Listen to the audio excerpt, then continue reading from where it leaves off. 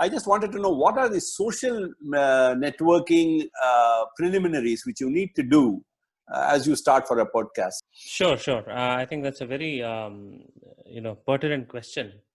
So see, point is, yes, you can get this equipment, assemble it. You can create a podcast episode with your first guest, or you can record it. Now the question comes: Mm-hmm. how are people going to know about it? How are they going to come and listen to it? How are they going to know what you have done? Mm-hmm. Why should they get interested in it? And that's where really the power of social media comes in, right? That's where your connections in social media, the different platforms. LinkedIn, for example, if you have a good professional network and you have sort of spent time expanding your reach in LinkedIn, it's a good platform. Of course, some people like Instagram. You have Facebook, you have Twitter, you have you name it. You have so many different social media platforms. But the key thing is that the platforms are there, but how are you going to engage? Are you really engaged? That's the key thing. See, it's like, for example, let's say I have had zero engagement in social media up till the point I produce the podcast. And the day I produce a podcast, I go out and start telling everybody, hey, you know what, I have this cool thing, I have a podcast, come and listen to it. What do you think is going to happen, doctor? Is anybody going to come and listen to me?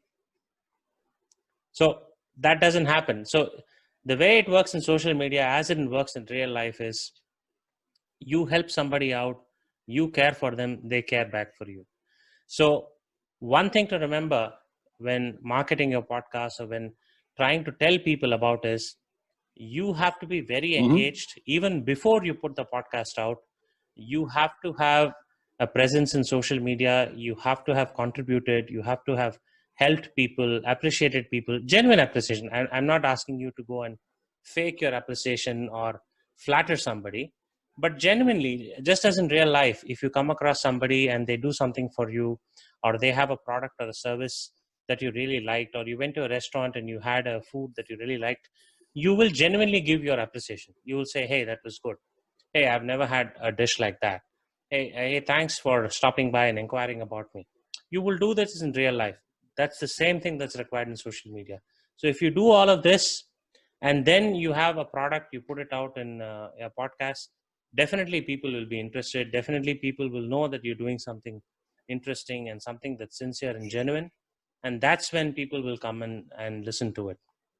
So yes, Oh. definitely social engagement, social media is important because you want, and as you were telling me some other time back, see, when we do something, we want people to listen to it. We want to know what are the pros and cons. We feel good if somebody tells us that, hey, that came out well, or we feel good if somebody says, hey, I listened to it. Perhaps, there was some, you could improve on these points. If they engage and tell you, you have a way to sort of improve the product. So you definitely need that engagement.